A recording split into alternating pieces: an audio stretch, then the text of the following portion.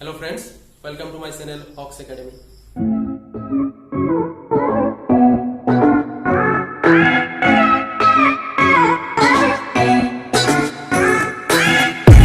So, সময় নষ্ট নকৰাকৈ আহা স্টাৰ্ট কৰো প্ৰবলেম নম্বৰ 10 ত্ৰিভুজ PQR ৰ Q কোণ সমকোণ আৰু PR + QR 25 cm আৰু PQ 5 cm তেন্তে আমি কি উলাব লাগে sin P cos P আৰু tan P উলাব লাগে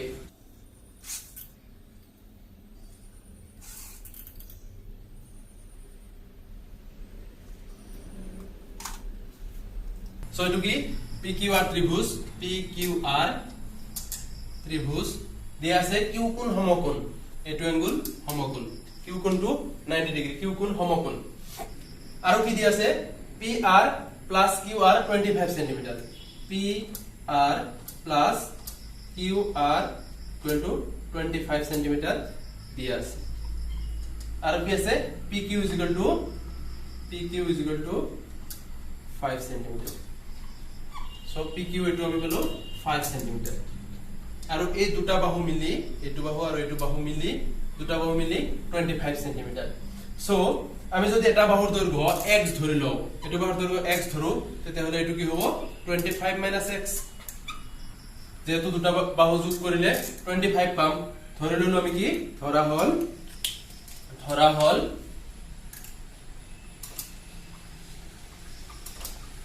হল QR সমান x QR ৰ লেন্থ আমি x ধৰিছো সো ইয়াৰ পৰা আমি কি পাম PR + x = 25 or PR = 25 - x এতিয়া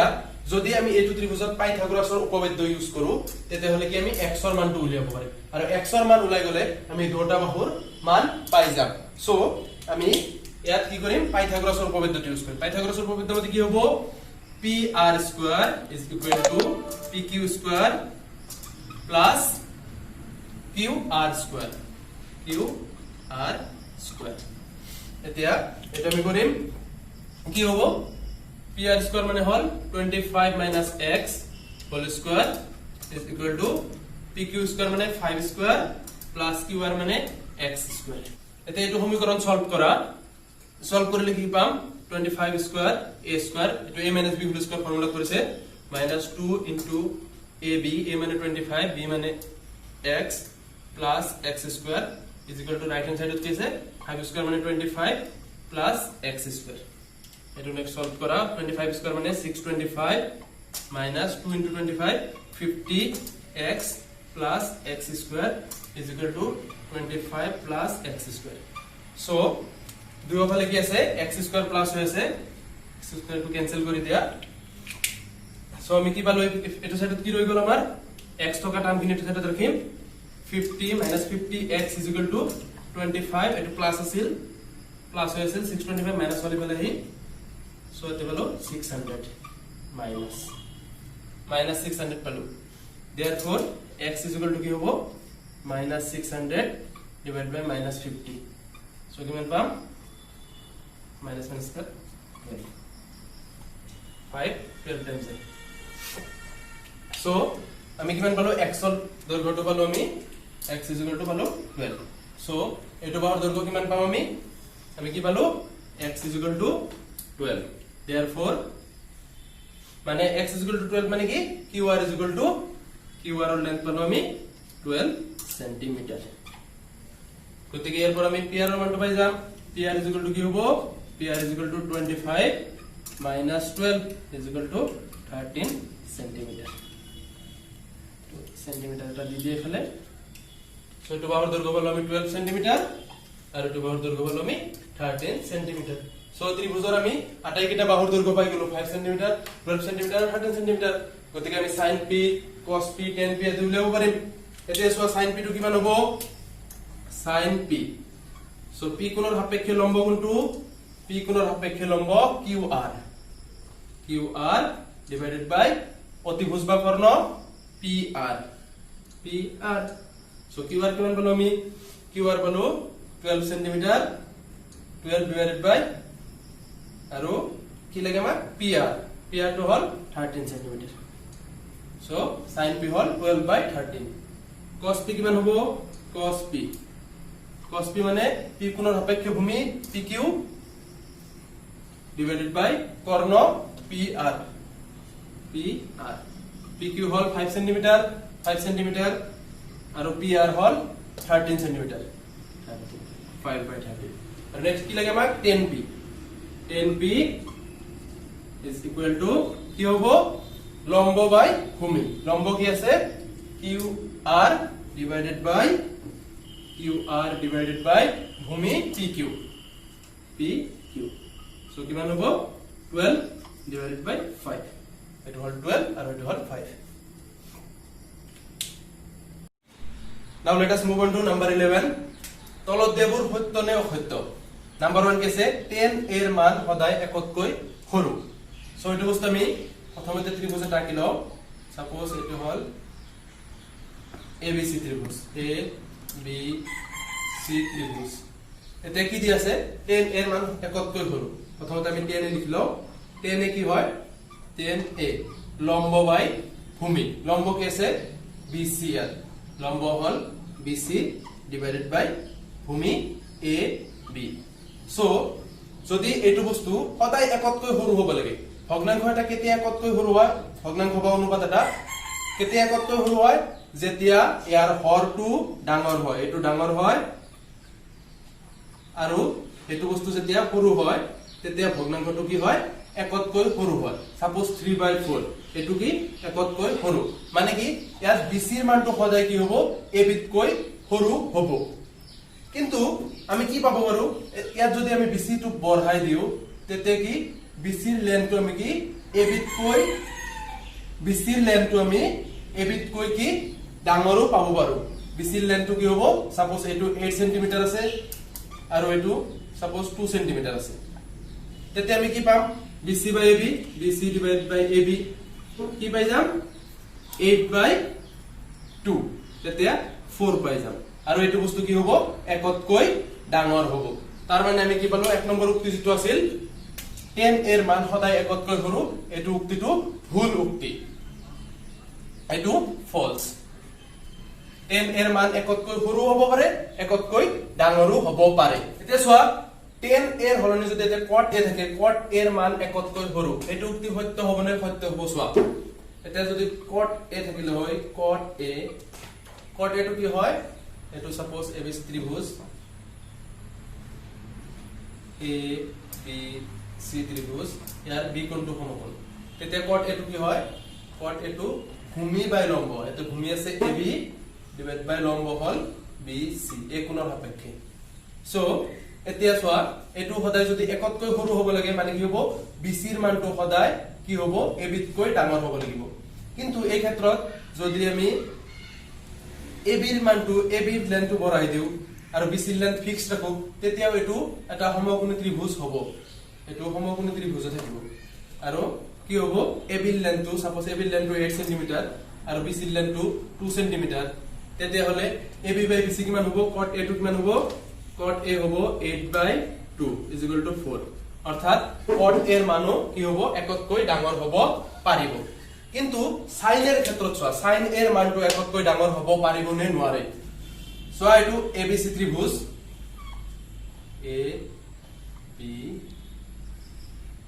ABC ত্ৰিভুজ এটো ত্ৰিভুজৰ ক্ষেত্ৰত sin a কি হ'ব sin a লম্ব বাই কৰ্ণ এৰ সাপেক্ষে লম্ব BC আৰু কৰ্ণ AC এতিয়া যদি sin a এৰ মানটো একতকৈ ডাঙৰ হ'ব লাগে তেতে কি হ'ব লাগিব BC ৰ মানটো কি হ'ব লাগিব ডাঙৰ হ'ব লাগিব আৰু AC ৰ মানটো সৰু হ'ব লাগিব তাৰ মানে কি হ'ব লাগিব BC ৰ লেন্থটো AC তকৈ বেছি হ'ব লাগিব AC তকৈ দীঘল হ'ব লাগিব BC টো কিন্তু এটা সমকোণী ত্ৰিভুজত কৰ্ণ বা অতিভুজটোৱে আটাইতকৈ দীঘল বাহু হয় এটো আটাইতকৈ ডাঙৰ বাহু হয় AC ৰ লেন্থটো সদায় BC তকৈ কি হয় মানে লম্বতকৈ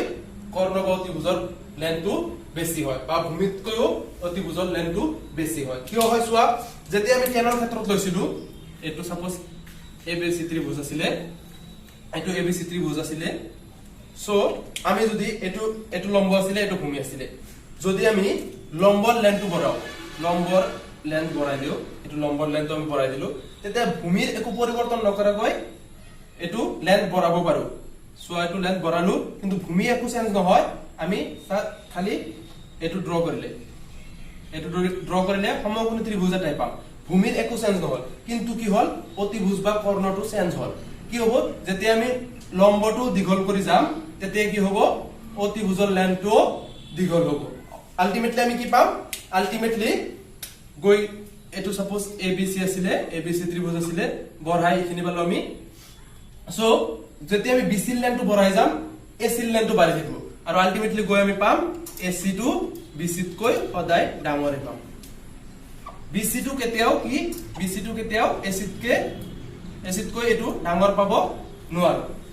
এটো পাব নোৱাৰো সেই কাৰণে কি হ'ব sin A এৰ মানটো যেতিয়া আমি sin A এৰ মান উলাম তেতিয়া এটো কেতিয়াও ডাঙৰ পাব নোৱাৰো এটো বস্তু সদায় সৰু হ'ব আৰু এটো ডাঙৰ হ'ব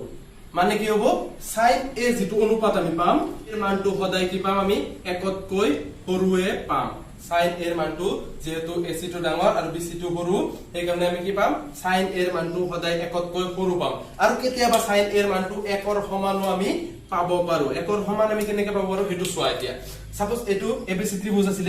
এটো ত্ৰিভুজৰ এতে কি কৰিলাম আমি ভূমি AB লেন্থটো আমি কম কৰি আহিলো কমাই ইমানখিনি কমাই দিলু যাতে BC টো এটো ইয়াৰ পৰা AB টো ইখিনি জাস্ট ইমানখিনি মানে AB টো আৰু এটা AB A আৰু B পইণ্টটো এটা পইণ্ট হৈ গল তেতিয়া কি হ'ব AC আৰু BC এই লেন্থটো সমান হৈ যাব AB কি হ'ব নহয় কি হ'ব AC আৰু BC এই বাহু দুটা এটা বাহু হৈ যাব আৰু AC সমান BC হ'ব যেতে AC BC ৰ সমান হ'ব তেতে কি হ'ব sin A টো কি হ'ব sin A AC আৰু BC সমান কি BC বাই AC আছিলে সো এই দুটা বস্তু যেতিয়া সমান হ'ব তেতিয়া কাট কৰি আমি 1 লিখিব পাৰো সমান বস্তুৰে ডিভাইড কৰিলে কি পাম 1 পাম তেতিয়া sin A এৰ মানটো কি হ'ব পাৰিব 1 ৰ সমান হ'ব পাৰিব ঠিক তেনেদৰে আমি কি পাম যদি cos θ ৰ ক্ষেত্ৰত আহে cos θ ৰ ক্ষেত্ৰত আহে cos A ৰ ক্ষেত্ৰত আহে cos A টো আমি কি পাম cos A হল কি ভূমি বাই কৰ্ণ ভূমি ডিভাইডেড বাই কৰ্ণ সো আমি যে আগত আলোচনা কৰিলো কৰ্ণৰ লেন্থটো সদায় ডাঙৰ হয় আৰু সেম ঠিক তেনেদৰে যেনেকৈ লম্বৰ লেন্থটো অতিভুজতকৈ ডাঙৰ হ'ব নোৱাৰে তেনেকৈ ভূমিৰ লেন্থটো কি হ'ব নোৱাৰে অতিভুজতকৈ ডাঙৰ হ'ব নোৱাৰে সো cos A এৰ মানটো কি হ'ব cos A এৰ মানটো সদায় একতকৈ সৰু হ'ব আৰু কেতিয়াবা 1 ৰ সমানো হ'ব পাৰিব এতিয়া সোয়া নাম্বাৰ 5 নম্বৰ প্ৰবলেমটো আছে কোনো এটা কোণ থিতাৰ বাবে sin θ 4/3 4/3 টো কি হয় 4/3 টো কি হল 4/3 মানে এটো কি হল একতকৈ ডাঙৰ হল কিন্তু আমি অলৰেডি পাইছো sin θ ৰ মান কেতিয়াও একতকৈ ডাঙৰ হ'ব নোৱাৰে সো এটো উক্তি কি হল এটো ভুল উক্তি ফলস বাইটো আমি এনেকৈ কৰিব পাৰো যদি sin θ ৰ মান 4/3 হয় তাৰ মানে এটো যদি আমি থিতা কোণ লও 4/3 মানে কি লম্বটো 4 আৰু কৰ্ণটো 3 আৰু যেটো BC লাইনটো কি হল এতিয়া AC তকৈ ডাঙৰ হল যেটো বস্তু সম্ভৱ নহয় গতিকে sin θ কোন এটা কোণ থিতাৰ বাবে sin θ ৰ মানটো 4/3 হোৱাটো সম্ভৱ নহয় গতিকে এটো ভুল উক্তি এতিয়া নাম্বাৰটো চোৱা A কোণৰ কোনো মানৰ বাবে sec A 12/5 sec A sec টো চোৱা sec A sec টো কি হয় cosৰ উল্টা মানে কি হয়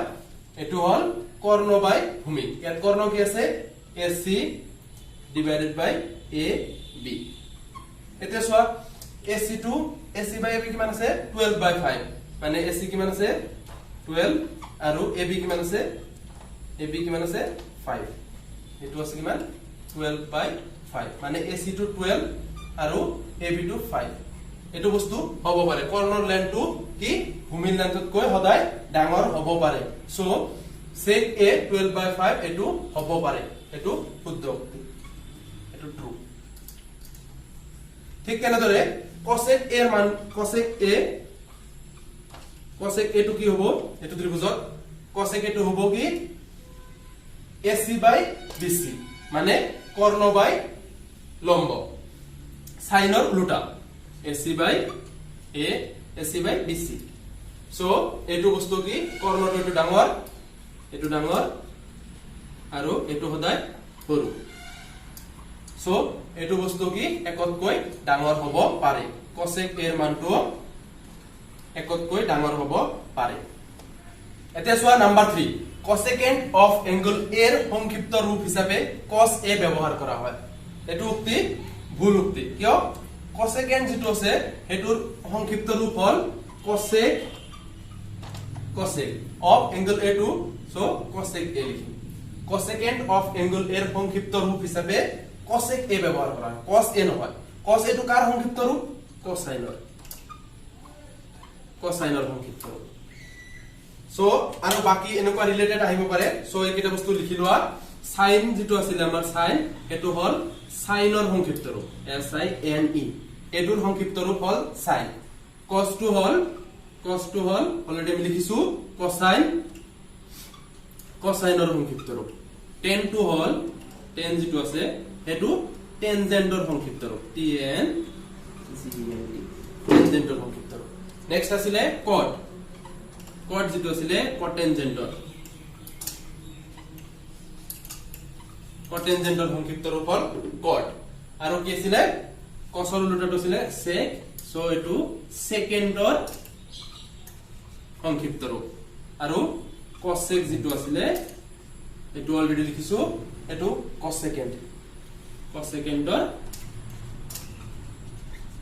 সংক্ষিপ্ত সো নাম্বার 3 টো উক্তি যেটো আছিল এটো ভুল উক্তি false এতে সোয়া নাম্বার 4 cot আৰু a এৰ পূৰণফল cot a এটো উক্তি সম্পূৰ্ণ ভুল উক্তি তোমালোক অলৰেডি জানা এটো বস্তু যেটো cot a হয় cot a টো কি cot আৰু a এৰ পূৰণফল নহয় এটো বস্তু এটো কি হল এটো হল cotangent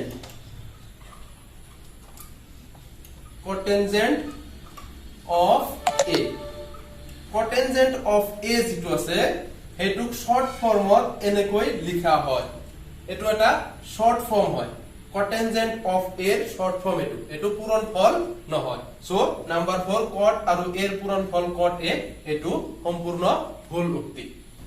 সো এইখিনিতে আমি অনুশীলনী 8.1 হেক কৰিলো সো তোমালোকৰ কিবা ডাউট থাকিলে ভিডিও বিলাক বাৰে বাৰে চাই থাকিলে ডাউট বিলাক ক্লিয়াৰ হৈ থাকিব আৰু তথাপি তাৰ পাছতো যদি ডাউট থাকে তোমালোকে কমেন্টত দিবা মই নিশ্চয় ইয়াৰ উত্তৰ দিবলৈ চেষ্টা কৰিম আৰু ভিডিও বিলাক ভাল লাগিলে চেনেলটো সাবস্ক্ৰাইব কৰিবা লগতে শেয়াৰ কৰিবা